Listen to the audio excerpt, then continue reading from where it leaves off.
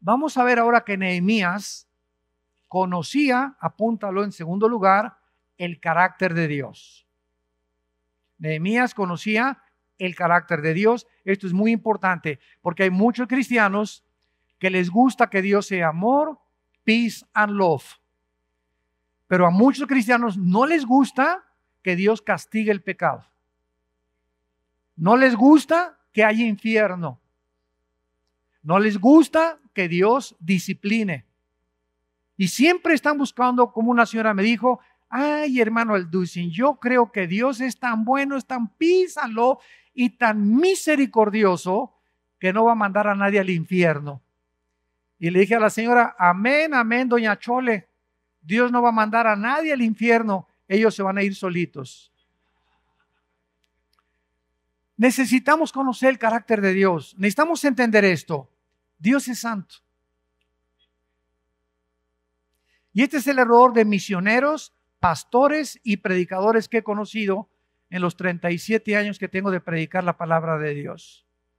Que algo les pasa a la mitad del ministerio, o los mandan a África. Nosotros tenemos como 8 misioneros, le platicaba ahorita al pastor Juan Carlos, que tenemos misioneros en Costa Rica, en Argentina, en Chile, en Bélgica, en Italia, en Jerusalén, porque nuestra misión es mandar gente. Y muchos regresan, otros fracasan, y casi todos los que fracasan regresan porque no conocían el carácter de Dios, que Dios es un Dios santo y Dios no tolera el pecado. Dios no tolera que tengas escondidas debajo de tu colchón revistas pornográficas y que vengas el domingo y te persines.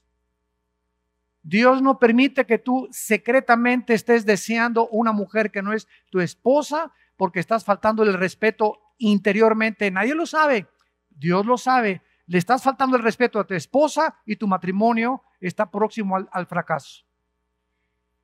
Dios no permite que tú metas pornografía ni que en la noche prendas la televisión y veas pornografía porque estás abriéndole la puerta a los demonios para que entren contra tus hijos.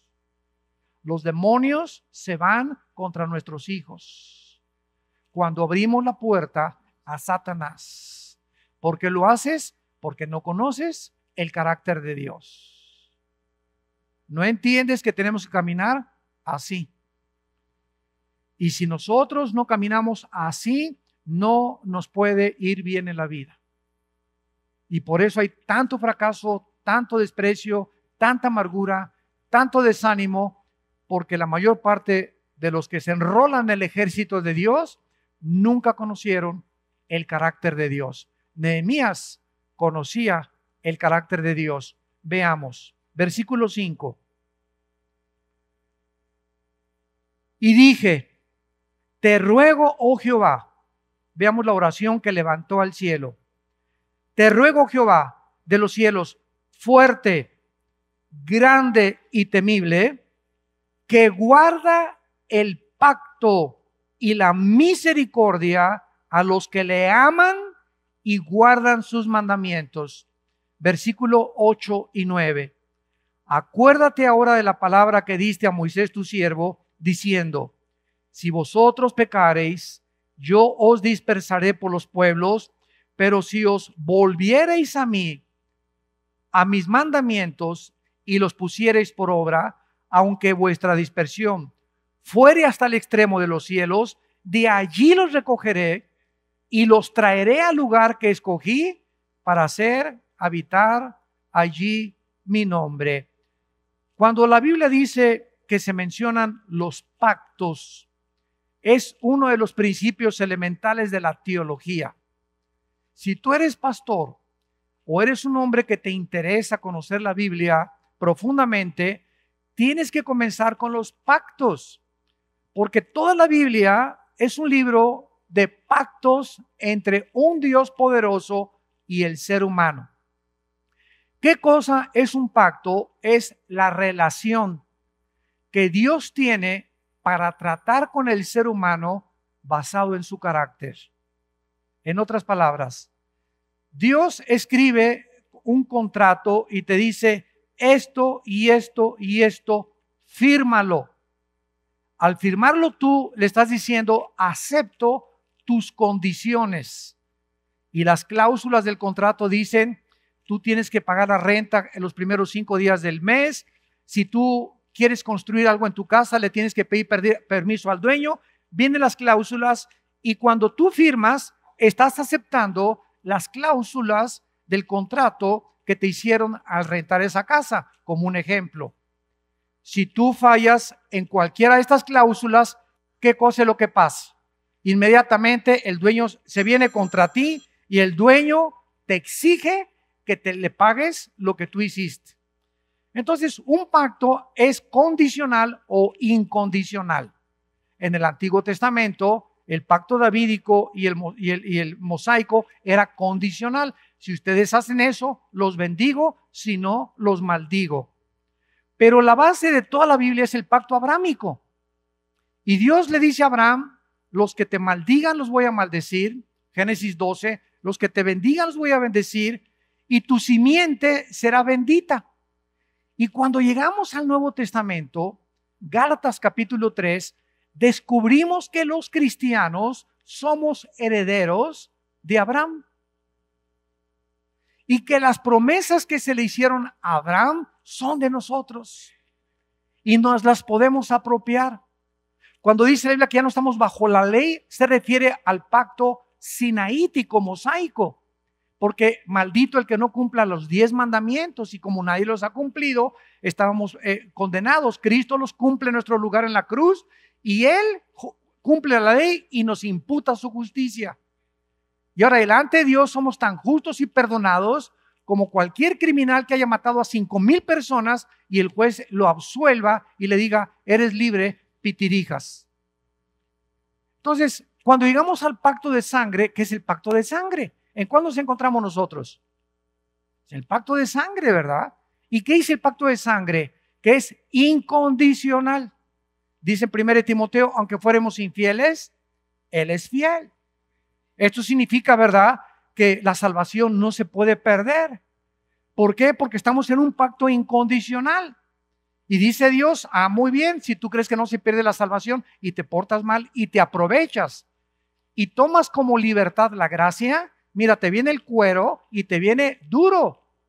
Y hay cristianos, dice el Nuevo Testamento, que se aprovecharon al saber, no se pierde la salvación, y Dios se los llevó a la casa antes de morir. Se llama en 1 Juan 5 el pecado de muerte. 1 Corintios 11, 30 al 33, el pecado de muerte. Cuando un cristiano no se quiere arrepentir, Dios se lo lleva de esta vida. Pero la salvación no la puede perder porque es por gracia. Si hubiera algo que me hiciera perder la salvación, estoy dependiendo de mí mismo para llegar al cielo. ¿Cómo entró a la iglesia el arminianismo? Que es la que enseña que se pierde la salvación, que lo enseñan las iglesias carismáticas y pentecostales. Bueno, la iglesia católica, ¿sabes qué dice la iglesia católica? La salvación es por la fe, más las obras, más los sacramentos. Entonces, si alguien se está muriendo y llega un cura y le echa la absolución o los santos óleos, aunque haya sido el hijo del anticristo, se va al cielo. O por lo menos 10,000 años se ahorra en el purgatorio. Entonces, cuando decimos que se pierde la salvación, yo les digo a mis hermanos, no nos vamos a pelear por eso, porque tengo hermanos queridos y unos creen que se pierde la salvación. No hay ningún problema. Es ignorancia de los pactos. Pero a estos hermanos yo les digo con todo mi corazón, tú me estás diciendo que la salvación es por gracia, más me tengo que portar bien para que llegue al cielo. Entonces no es solo la gracia, sino que hay obras que yo tengo que hacer, o tengo que portarme bien o mantener mi salvación para entrar al cielo. Y cuando llegue al cielo, Pedro me va a decir, ¿por qué te voy a dejar entrar? La gracia, pero además me porté bien. Me va a dar una patada y me va a regresar a la tierra. Porque es por la pura gracia de Dios, sin ninguna obra que nos acepte el Señor, en base a lo que su Hijo hizo en la cruz. Cuando yo entiendo eso, viene una seguridad de mi vida en la que estoy agradecido y humillado. Y eso me mueve a la santidad. Como dice en Gálatas 5, muchos toman la libertad como libertinaje, como ocasión para la carne. Entonces, cuando alguien dice, pues la salvación no se pierde, voy a hacer lo que me da la gana, no eres salvo. No eres salvo, porque la intención de tu corazón es licencia para pecar. Pero cuando eres salvo, sabes que por la gracia de Dios eres lo que eres y vives humillado todos los días delante de Dios. Entonces, lo primero que Nehemías hace, fíjate lo que dice, es citar el pacto. ¿Ya lo vieron? Señor, fuerte, grande y temible, que guardas el pacto y la misericordia. En esta oración, Nehemías revela su conocimiento profundo del carácter de Dios, porque Dios es un Dios apegado, ligado al pacto que ha hecho con nosotros. Esto significa lo siguiente, que ahora en el Nuevo Testamento, bajo el pacto de sangre, Hebreos capítulo 8, cuando un cristiano peca, si confiesa sus pecados, 1 Juan 1, 5 al 8, Él es fiel y justo para perdonarnos y limpiarnos de toda maldad. Entonces, cuando tú pecas, hay una fuente que es la sangre de Cristo, que está tan fresca como hace 2000 años, donde Dios te dice, no tienes por qué tener 3 o 4 días con ese pecado. Ok, ya fuiste a la calle, ya viste a esa muchacha, y todos los hombres somos atraídos por las mujeres, a menos que seas del club de Juan Gabriel. Pero por naturaleza, ¿verdad? Ves una muchacha guapa y te hacen los ojos así. Y hasta ahí llegó. Ahí es la atracción natural. Después se pasa a la tentación. Tampoco es pecado la tentación. Pero cuando se convierte en obsesión, cuando brincas de la mera atracción y sigues pensando en esa mujer y tus pensamientos comienzan a ser controlados por la imagen que retrataste, ese es el peligro de la pornografía, que es como una cámara en nuestra mente que retrata y ahí se quedan las imágenes de la pornografía. Y cuando estás con tu esposa o cuando estás durmiendo, te vienen esas imágenes resucitadas por los demonios para hacer que comiences a ser atormentado sexualmente o sensualmente. Entonces, la tentación no es pecado, es cuando quieres seguir pensando en aquel cuerpo, en aquella muchacha, en aquella película que tú viste. Entonces, ¿qué tienes que hacer? Llegas en la noche a tu casa y yo cada vez, por ejemplo, el mes que entra vamos a la Riviera Maya, vamos a ir como 250 parejas de matrimonios, cada año hacemos este retiro y me voy con mis hermanos pastores porque los llevamos a todos, ¿verdad? Y vamos a la playa y lo que ves en la playa, ahora las mujeres ya no traen ni siquiera brasier. Y vamos a la playa y veo a mis pastores, ¿verdad? Nomás le hacen así. Y le hacen así. Y les digo, ¿saben una cosa? Hace mucho tiempo un hombre dijo, no podemos evitar tener pajaritos arriba de la cabeza, pero sí podemos evitar que hagan nido en la cabeza. Entonces los pensamientos nos revolotean y caray con ese bikini. Y a esa muchacha, llego a la casa y no soy mustio ni hipócrita. Y caigo y ahí traigo ese, qué bruto, qué cuerpazo esa muchacha, etcétera, etcétera. Y ahí la tengo retratada, pero llego a mi casa, ¿verdad? O en la noche o a mi cuarto del hotel, me hinco y le digo, Padre Santo, no quiero seguir pensando en esta mujer porque no es mi esposa. Está invadiendo el lugar que le corresponde a mi esposa y tú le llamas adulterio. Y te pido la sangre preciosa de Jesús y reprendo y renuncio a este pensamiento. Y basta que aunque aprietes un botón para que esos pensamientos se salgan. Tú eres consciente y yo responsables de lo que pensamos. No me digas, no puedo evitar pensar. Sí puedes evitarlo. Entrena tu mente. Romanos 12:2. Transforma tu mente con la palabra de Dios. Memoriza la Biblia. Cristo enfrentó a Satanás citando la palabra de Dios. Entonces, cuando Nehemías dice, eres un Dios que guardas el pacto a los que te aman y guardas sus mandamientos, significa que Dios nos guarda. 1 Pedro 1:5, con su poder mediante la fe. ¿Qué es la fe? No me digas que ni siquiera sabes Hebreos 11:1. La certeza de lo que se espera. Fíjate, vamos a ver. La certeza, una seguridad de algo que viene. En otras palabras, la fe está relacionada con algo que viene, con algo que esperas. La convicción de lo que no se ve. Y la fe está relacionada con lo invisible. Otra vez, la fe es esperar algo sin verlo y estar convencido aunque no lo veas. ¿Me van siguiendo? Ahora hace poco tuve una reunión con pastores en Dallas y me preguntaron que qué pensaba yo de las campañas famosas que hay ahorita de sanidades. Vengan a ver cómo se paran los paralíticos y cómo esto y por acá y por allá. Y yo les contesté, en el Antiguo Testamento, cuando Moisés subió al monte Sinaí y se tardó, ¿qué hizo el pueblo de Israel? Construyó un becerro de oro. ¿Por qué? Porque lo contrario a la fe es ver algo. El Dios de la Biblia ha determinado ser invisible a nosotros y no quiere que veamos nada para que tengamos fe, porque la fe es por el oír, no es por la vista. Romanos 10:19, la fe es por el oír, no es por ver. Yo puedo ver un paralítico ahorita que se levanta y es sanado.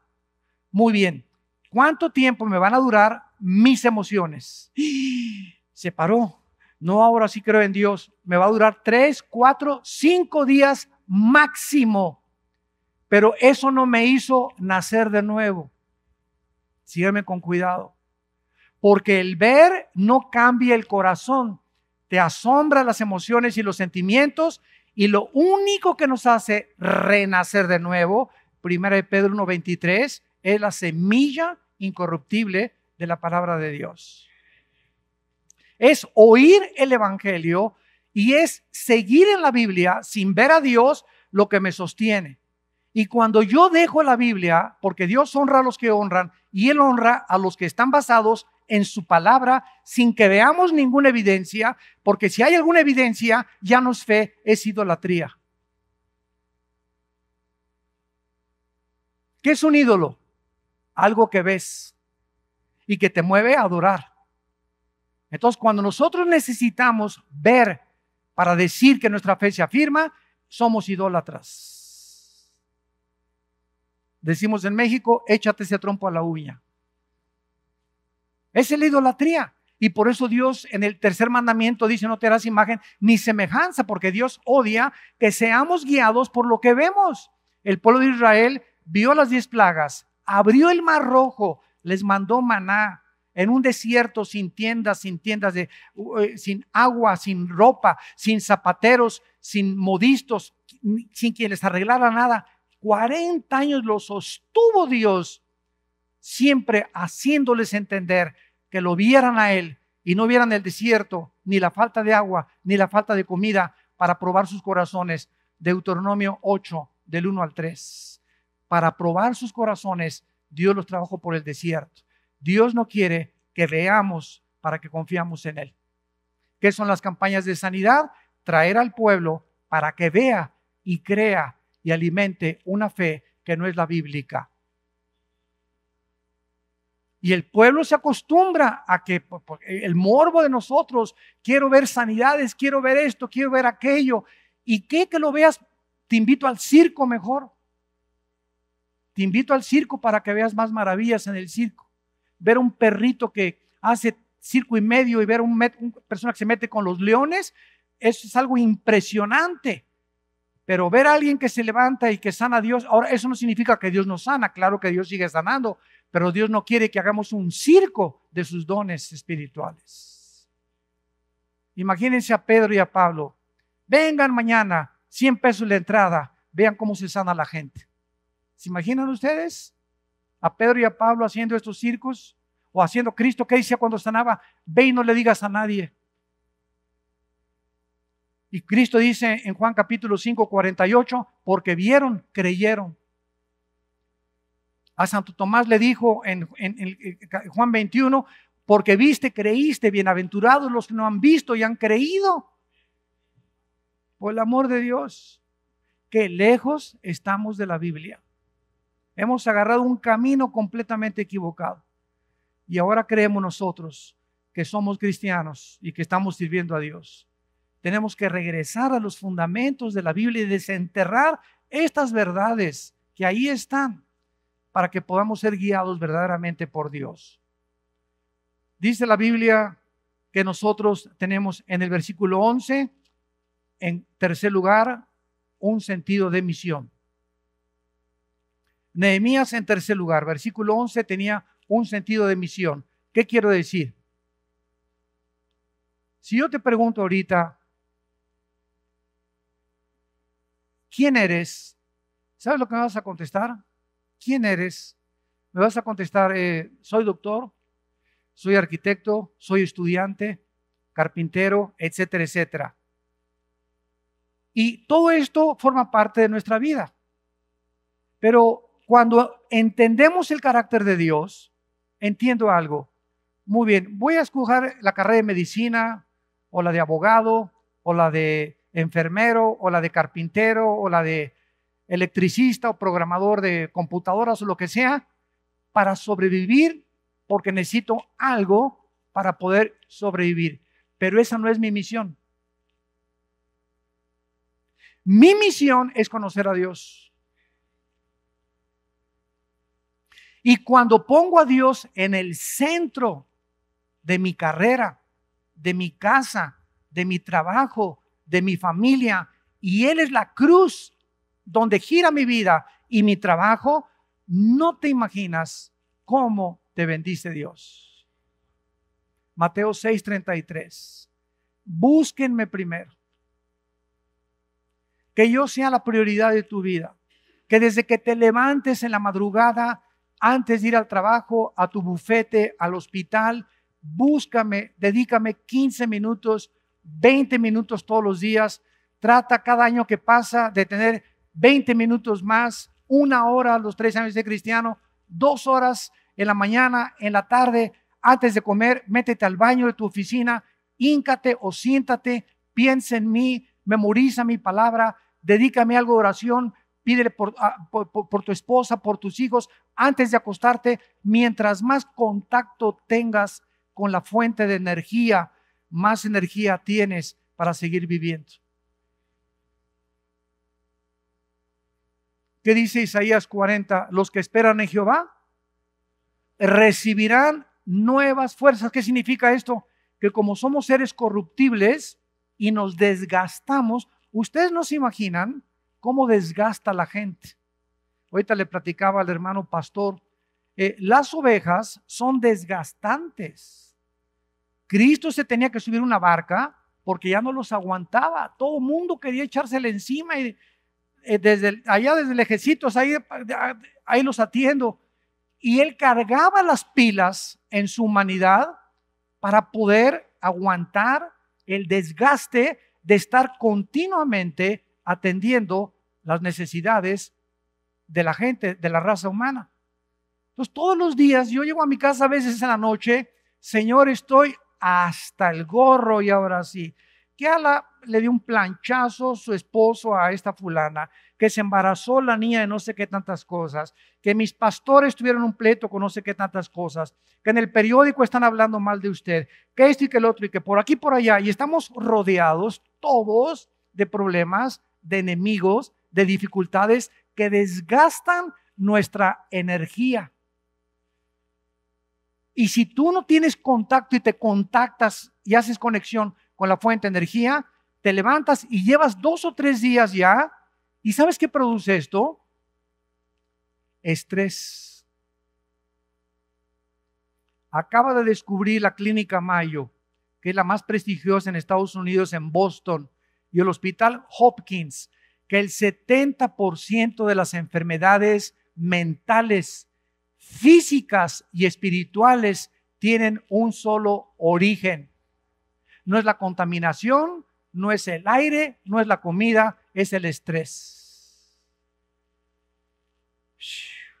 El estrés es la enfermedad del siglo XXI. ¿Sabes qué es el estrés? El estrés es una condición interna de enojo, de tensión, de preocupación, de ansiedad.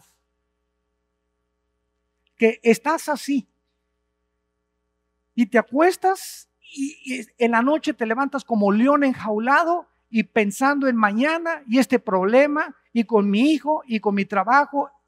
Ese es el estrés. Es un estado de inquietud espiritual. Y el estrés tiene su origen en la incredulidad. Dice la Biblia en Mateo 6, las personas del mundo piensan qué de comer, qué de beber, o dónde voy a dormir. Pero ustedes, vamos, ¿ves el pajarito? Ese pajarito no piensa y dice, mañana, ¿dónde encontraré mis gusanitos? Piu, piu, piu. Ese pajarito no tiene un lugar, ni un hoyo, ni un banco donde guardar, porque a lo mejor mañana ya no voy a encontrar gusanitos y mejor los vamos a guardar y vamos a guardar en el banco. El pajarito no sabe dónde encontrar los gusanitos, no sabe si va a haber mañana gusanitos, y el pajarito se duerme, ni siquiera piensan en eso. Y cada mañana que se levanta el pajarito, dice Cristo a sus discípulos, ellos saben, más bien no saben, ¿verdad? Pero vuestro Padre que los alimenta, les pone la comida, y esos pajaritos no valen ni un peso cada uno. Y ustedes, di mi vida por ustedes.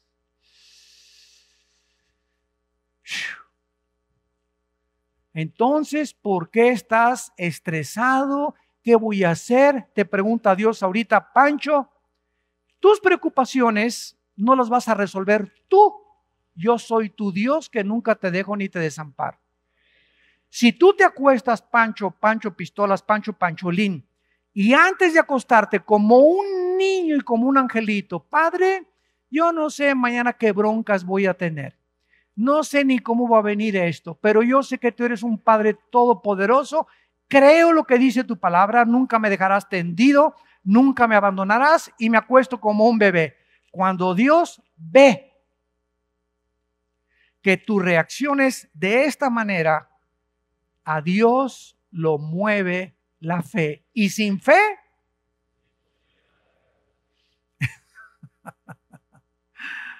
ahora, si lo crees, ¿por qué no lo haces?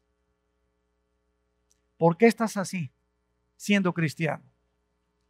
¿Por qué has llegado a enfermarte de los nervios siendo cristiano? ¿Por qué vas a acabar en un psiquiátrico siendo cristiano?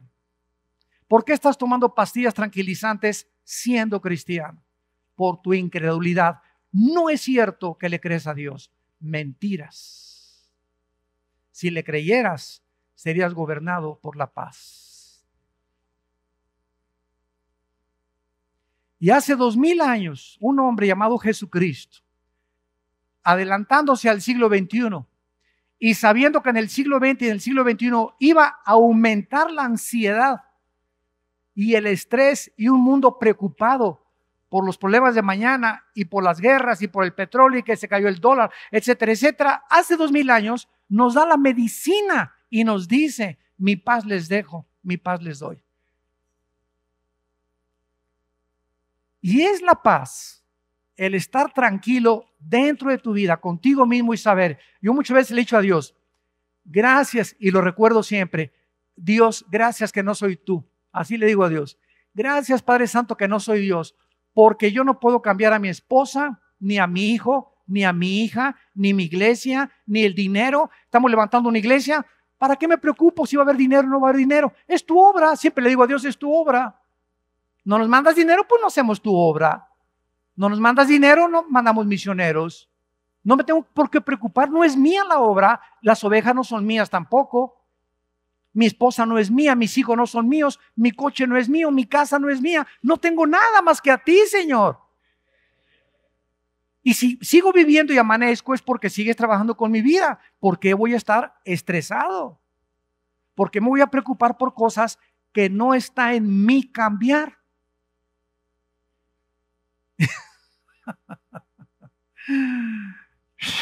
¿Cómo me da risa esto, verdad? Porque es maravilloso Dios de veras. ¿No te gozas de tener un Dios así? Ahora, fíjense algo que importante. Si nosotros no tenemos paz, si no estamos dentro de nosotros en un estado de estabilidad emocional y psíquica, Dios no puede comunicarse con nosotros. No podemos venir a la Biblia y estar como chapulines. Y mañana, y pasado, voy a leer esto. Pastor, écheme la bendición, pastor. Ore por mí, pastor. No oro por usted, doña Chuala. ¿Por qué? Pastorcita, no tiene usted misericordia. No voy a orar por usted. Vaya primero y apláquese y póngase rodillas, y ya que tenga paz, oro por usted. Porque en el estado en que usted está, Dios no le va a contestar sus oraciones. ¿Y cuánta gente llega así con los pastores, verdad? Ay, pastor, qué cosa, doña Chole. ¿Sabe qué? Qué incrédulo es usted. Usted es pariente de Santo Tomás. Ha de ser su descendiente o su ahijada de Santo Tomás. ¿Por qué viene usted en ese estado de ansiedad, de estrés? Como si yo fuera Dios. Y mucha gente llega con nosotros como si fuéramos. Hermano, ora por mí. ¿Para qué quieres que ore por ti, muchacha? Para que me vaya bien. Ah, sí, pues no soy Aladino ni la lámpara maravillosa.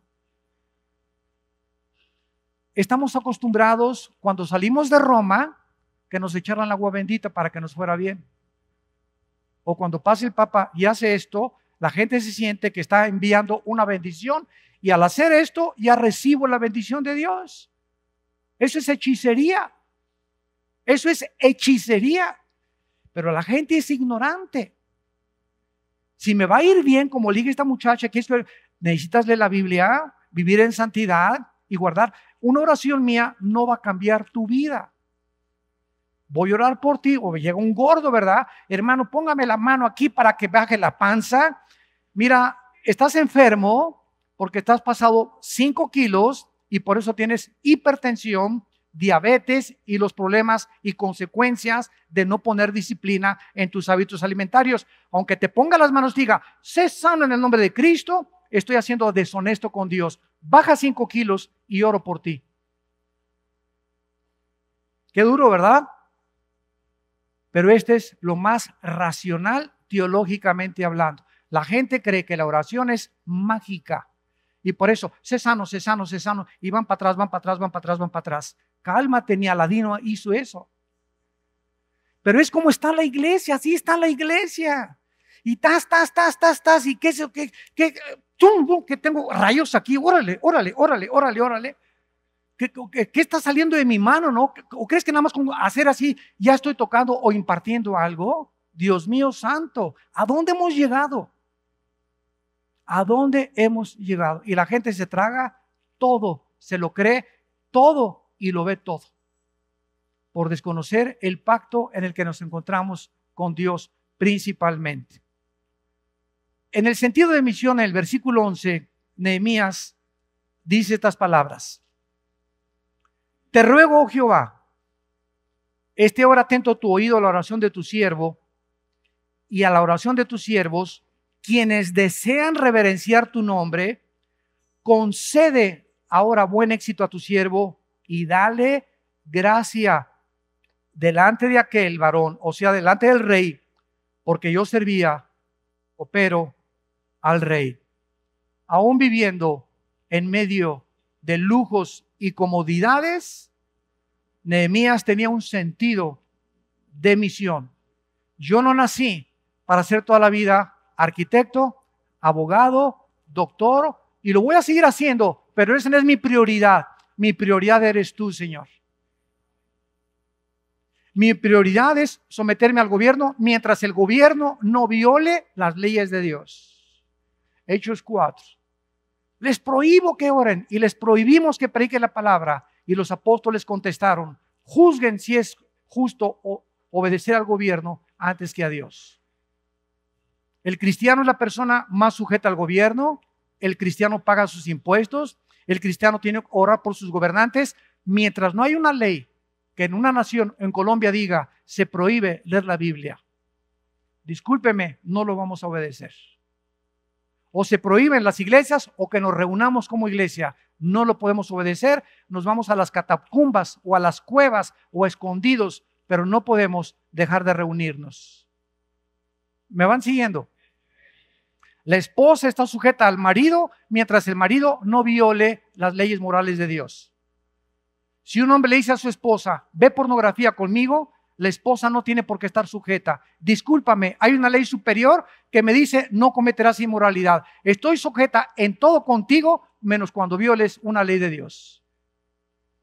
Un hijo que su padre es budista y te dice tu papá, tienes que ir al budismo, o papá, te respeto, eres mi padre, tú tienes que respetar mis convicciones. Yo soy cristiano, no tengo que seguir la línea de pensamiento ni la religión que tú tienes. Discúlpame, no te puedo obedecer. Lárgate a la casa, me voy de la casa.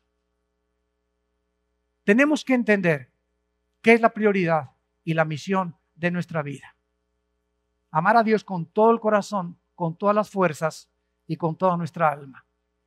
Porque cuando Él es el centro de toda mi vida, de mi trabajo, de mi familia, de mis pensamientos, mi filosofía, mi integridad, porque eso es lo que significa la integridad, estar íntegro en mis pensamientos, en lo que digo, lo hago. Cuando yo digo algo y no lo hago, me desintegro. Algo sucede espiritualmente en mi mente que me comienza a desintegrar y ya soy un hombre de dos personalidades. Esto se llama en la psicología y en la psiquiatría esquizofrenia, que significa mente dividida. La Biblia le llama mente de doble ánimo. Santiago capítulo 1. ¿Quién es una persona esquizofrénica? En la familia. Hola familia, ¿cómo están? En la iglesia San Clodomiro y llega a su oficina y es un ogro, o en su familia es un ogro, con los amigos es un santo y en la iglesia tiene cara de Santa Claus. Ese es un hombre con dos personalidades. Con la familia es una persona, en el trabajo es otra persona, con los hermanos es otra persona. Eres un hipócrita. ¿Qué es un hipócrita? Una persona que se esconde detrás de una máscara. ¿Por qué tienes una máscara? Porque no eres íntegro. No eres como eres con tu familia, con tus amigos y con tus hermanos en la fe. Necesitas una máscara en tu familia, otra máscara con tus amigos, otra máscara cuando te escondes detrás de todos los demás. Eso lo odia Dios, porque desintegra tu vida, tu personalidad y te hace que puedas tú comenzar a bandear mentalmente y acabar realmente como un loco. Vean ustedes el carácter de Hitler, José Stalin, Muammar Gaddafi, Benito Mussolini, Saddam Hussein, Chávez, el que se murió. Todos estos líderes perdieron completamente la brújula. Todos perdieron completamente la mente. Todos acabaron locos o en el psiquiátrico o se suicidaron. Todos completamente se desviaron. ¿Por qué? Porque eran personas de dos o tres personalidades. Y es el mismo perfil psicológico de todos los dictadores. Acaban bien Lucrecius Borgia.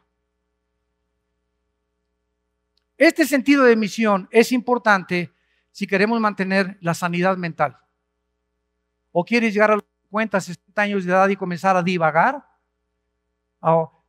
¿Saben ustedes? Acabo de leer que uno de los problemas del Alzheimer, que es cuando se comienza a perder la memoria, es de muchas personas que no solamente tienen una mala alimentación, hay muchas causas genéticas, pero la mayor parte de las veces es espiritual. Dios quiere que yo tenga 80 años de edad, 90 años de edad y que siga pensando coherentemente, cuerdamente, lógicamente. Dios necesita mi mente, yo necesito la mente de Dios porque para eso nos trajo este mundo, para darnos vida y vida en abundancia. Pero si yo violo las leyes de Dios en la comida, en las finanzas, en mi vida moral, Dios no me respalda. Entonces, si tú te pasas 5 kilos, Dios no te respalda. Pero eso sí quieres que te sanen y que oren por ti cuando has violado las leyes de Dios. ¿Y para qué oro por ti? Vas a regresar y vas a seguir comiendo manitas de puerco en vinagreta antes de acostarte. O vas a llegar a seguir comiendo pizza a las 10, 11 de la noche. O 1 litro de helado antes de acostarte. Pero quieres que oren por ti. ¿Sabes una cosa? Dios no puede ser burlado. ¿Me están entendiendo? Y les tengo que hablar de esta manera porque son puros varones. Y a lo mejor ya no regreso yo a predicarles algún día, pero yo tengo que lavarme las manos y decirles, les digo lo que la palabra de Dios dice, y por eso casi nunca me vuelven a mí invitar a predicar en ninguna otra parte. De veras,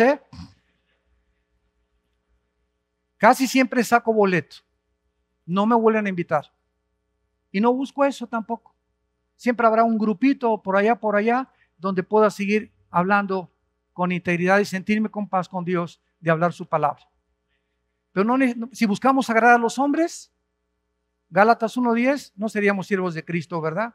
No trates de hacer chistoso con la gente, ni agradar a los hombres, ni hablarles bonito, ¿verdad? Tenemos que hablar al pan, pan y al vino, vino.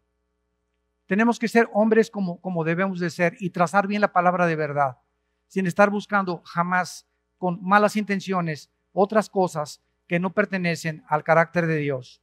Y vemos ahora en el versículo capítulo 2 de Nehemías, versículo 5 y versículo 8, Nehemías 2 del 5, me dijo el rey, ¿qué cosa pides? ¿Pasaron cuántos meses? 4 meses, ¿se acuerdan? De diciembre, abril. Y ya en 4 meses Nehemías tenía ya un plan. Qué importante es tener un plan para poder hacer cualquier... Dice Cristo, nadie que construye una torre no se sienta primero a calcular el costo. Todo en la vida lo que hagamos, antes pensémoslo 5 veces.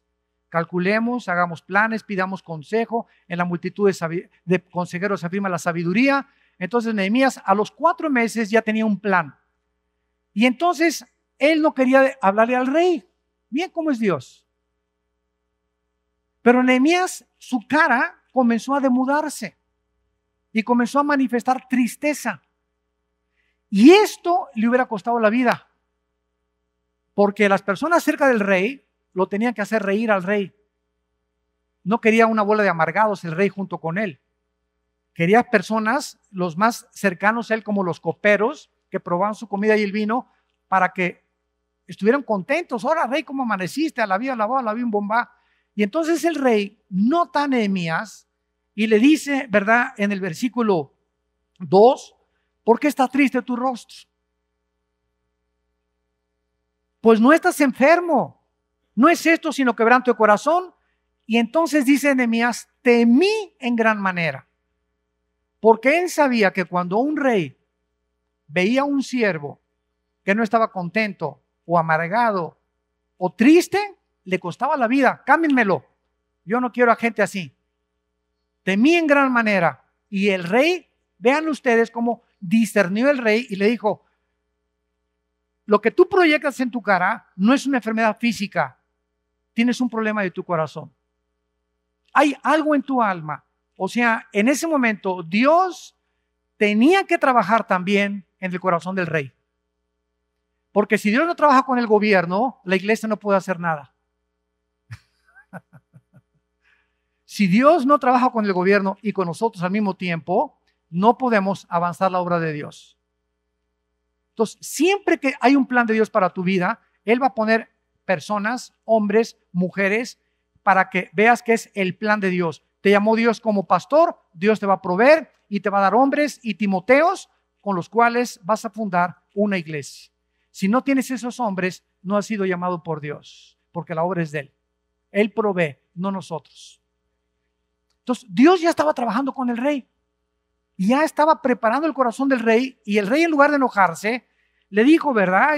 ¿Por qué estás triste? Y entonces Nehemías le contesta, versículo 3, para siempre vive el rey. ¿Cómo no estará triste mi rostro cuidando la ciudad? O sea, Jerusalén. Casa de los sepulcros de mis padres está desierta y sus puertas consumidas por el fuego. Y para el colmo de las sorpresas, en el versículo 4, el rey le dice, ¿qué quieres? Nehemías dijo, Dios mío santo, alabado sea tu nombre, altísimo Rey santo de Israel. ¿Qué pides? El rey le está diciendo a Nehemías, ¿qué pides? O sea, ¿en qué te puedo ayudar? Esto se llama la gracia de Dios. La gracia de Dios, santos de Dios, es salvífica y santificante. Apúntala. La gracia salvífica, Efesios 2, 8 y 9, porque por gracia somos salvos, es la gracia que Dios nos regala, la salvación, sin hacer nada. Ok, entonces aquí ya me convertí yo hace 5 años o 10 años por la gracia de Dios. Muy bien, ahora, ya siendo cristiano, necesito la gracia santificante, o sea, todos los días, hasta que Cristo venga, necesito el poder de Dios, que Él me ponga y me dé favor con mis amistades, con el gobierno, con el rey, con las personas que yo trato, para que yo pueda hacer su obra. Si ese poder y esa gracia Dios no me la da, no puedo avanzar. Si quiero hacer una campaña evangelística y quiero ir a un hotel y rentar el salón de un hotel para que en ese salón tengamos una reunión, Dios me tiene que dar gracia con el gerente del hotel, con la gerente de banquetes, para que me dé buen precio y para que yo pueda tener las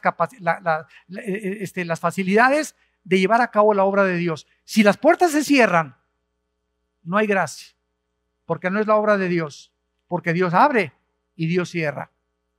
Y cuando Él cierra, nadie abre.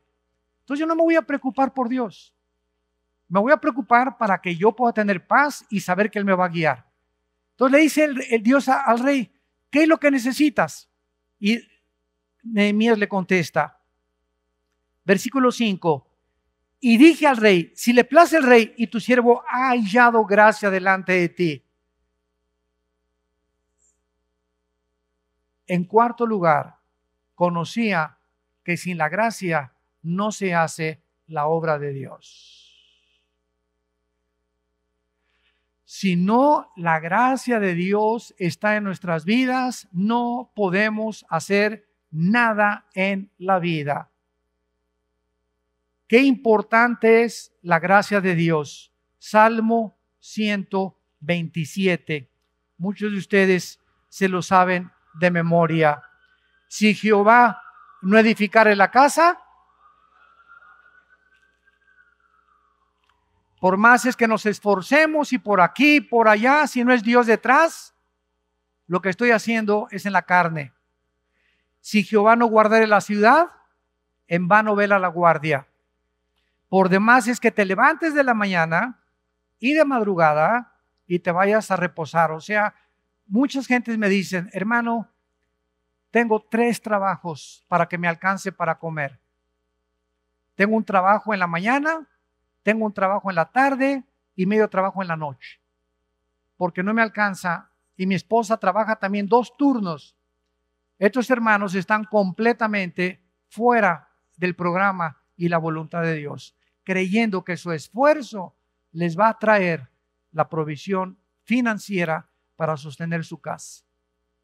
Por demás es que te levantes y trabajes 3 turnos y que comas pan de dolores, porque a su amado dará Dios el sueño. Si tú tienes 2 trabajos, 7 nada más, dice que para que te alcance el sueldo, y por esos 2 trabajos estás descuidando a tu esposa y a tus hijos, porque ¿a qué horas ves a tus hijos? ¿A qué horas los ves? ¿El domingo? ¿Cuándo te vas al cine con tu hijo o a un partido de fútbol, soccer con tu hijo? ¿Cuándo te vas al parque con tu hijo? ¿Cuándo platicas con tu hija? Todo es trabajo, trabajo, trabajo para poder levantar mi casa financieramente. ¿Y Dios? No, pues me persino el domingo, hermano, y voy el domingo a la iglesia, completamente fuera del conocimiento de quién es Dios. Por demás que hagas todas estas cosas, porque es Dios a quien ama, a quien le da el reposo de su vida. Si tú pones a Dios en primer lugar, con un trabajo que tengas y le estás agradando, Dios te va a bendecir con las 8 horas diarias que tú trabajes.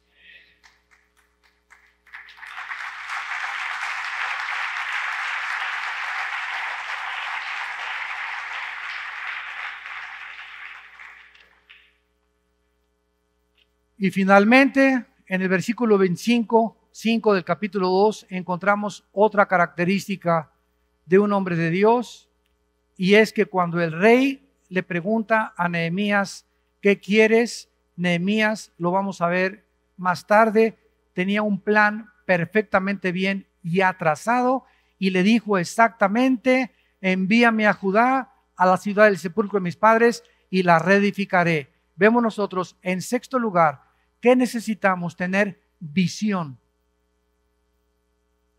Tenemos que tener visión, visualizar lo que Dios quiere para nuestra vida.